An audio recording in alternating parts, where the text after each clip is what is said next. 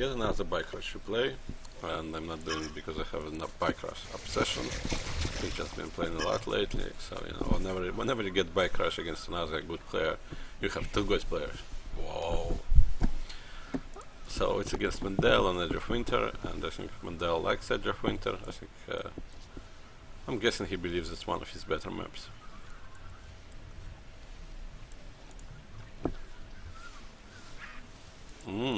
He's doing his weird thing where he's shuttling in the main base instead of going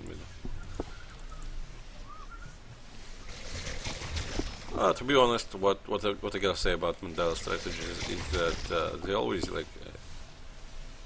He probably shouldn't play them on ladder, because whenever he would play them against me at first, they would always work. But after a while, well, actually, you don't even.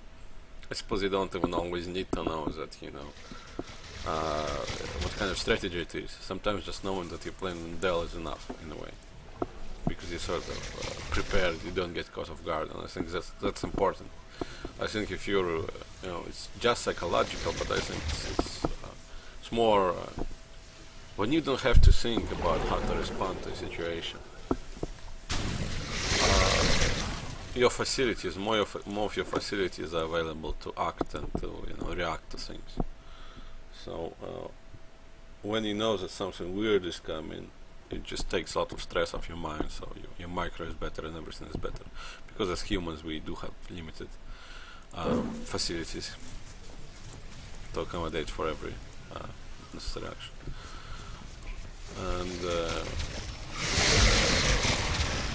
here Mendel does a dangerous thing by trying to go up without vision. I don't like this, because this type of thing happens, but he is, I won't even say lucky, the way this disengage and partitioning, I don't know how you want to call it, works in after, well, now I'm not sure if by a patch. Yeah, it seems to be a lot easier to pull out of the mother-to-mother lock. What Mendel did there is risky. He would have accomplished the same thing, I think, without locking up. He just had to wait for the next spigot, and well, actually, I feel like he's sort of behind a lot. Like, Bike's bank is so huge, and he just can stay on top and feel it. And he doesn't care about vision, because he sort of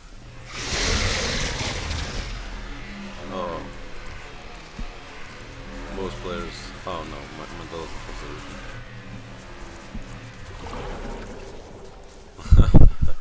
The mother good dance. Well, I don't know how to honestly analyze this thing. I think Mendel has just taken so many risks by trying to climb up. Bikerush is in a good position. But you can't say that Bikerush is gonna win this game, because it's good. See, this is the kind of thing that Bikerush can afford, because his bank is bigger. That's what benefit the middle gives you. He just can see the top, and he has vision all the time. Yeah, I don't like Mendel's strategy at all. I think it's a losing strategy. You know, it feels like but it's not really range. I mean, I understand that the mountains are not uniform in length.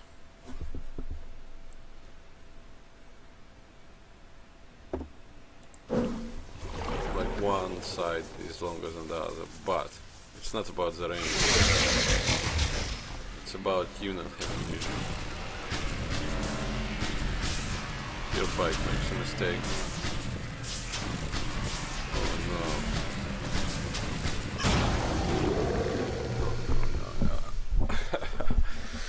no. Yep. Bike sort of ran out of patience and went down way too early and got punished for it. What I am. say. You need you need vision up the hill to win. And I had this discussion with Magic, and Magic says like you have to have striders first, or you just get so far behind. I don't think that's true at all. I think if you have striders first, you might be behind as well. Like Mendel was in this situation. And he won because Bikerush just was impatient in this situation. He should have first transferred his striders and then moved his mother, and the other way around. Yeah, and